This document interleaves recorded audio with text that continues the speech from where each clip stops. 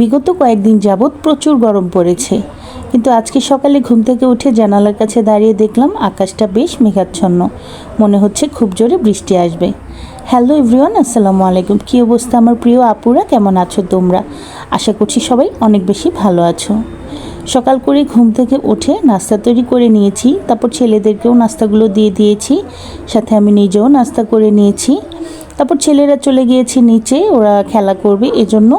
আর আমি এদিকে ঘরগুলোকে একটু পরিষ্কার করে গুছিয়ে নিচ্ছি। ঘরটার গুছিয়ে তারপরে আমি রান্নাবান্না করব। সবসময় চেষ্টা করি ঘরটা গুছিয়ে নিয়ে তারপরে রান্না করতে যাওয়ার, তাহলে দেখা গেছে কাজের ক্ষেত্রে বেশ সুবিধা হয়। তারপরে একটু ছাদে চলে গিয়েছিলাম, কারণ ছাদে কিছু কাপড় আমার কাজের আন্টি রোদে দিয়ে গিয়েছিল কাপড়গুলো ধুয়ে। আর এখন মনে হচ্ছে বৃষ্টি চলে আসবে, তাই আমি ছাদে উঠে এলাম কাপড়গুলো নিয়ে যাব। না হলে দেখা গেছে হুটহাট বৃষ্টি চলে আসলে কাপড়গুলো ভিজে যেতে পারে। ছাদে এসে দেখেছিলাম লিওনা বসেছিল। তারপর আমি কাপড়গুলো নিয়ে নিচে চলে এসেছি। এসে দেখছি আমার বাচ্চারা গোসল করে রেডি হয়ে গিয়েছে নামাজে যাওয়ার জন্য। মাশাআল্লাহ, আমার সোনা পাখিগুলো দেখতে দেখতে বড় হয়ে যাচ্ছে, এখন নিজে নিজেই সব কিছু করতে পারে।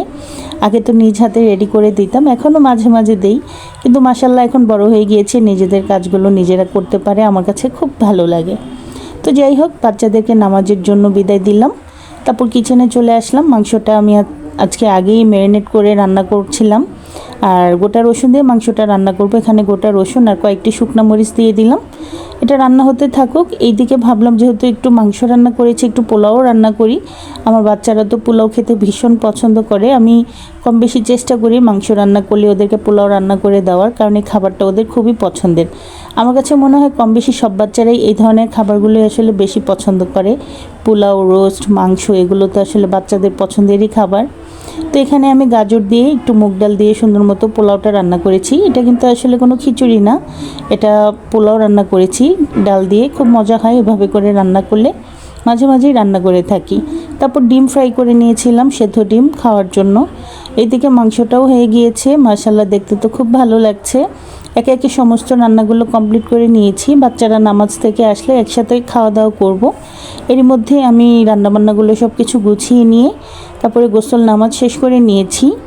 আর বাচ্চারাও এরই মধ্যে চলে এসেছে, ওদেরকে খাবার দিয়ে দিয়েছি, সাথে আমার প্লেটটাও আমি গুছিয়ে নিয়েছি।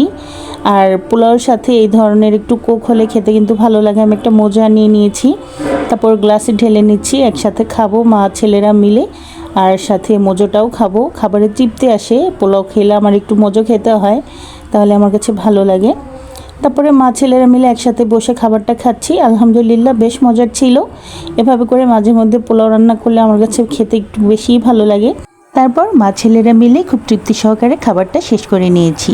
এই ছিল আমার আজকের ভিডিও। দেখা হচ্ছে আপনাদের সাথে নেক্সট কোনো ভিডিওতে। ততক্ষণ পর্যন্ত সবাই ভালো থাকবেন, সুস্থ থাকবেন। আল্লাহ হাফেজ।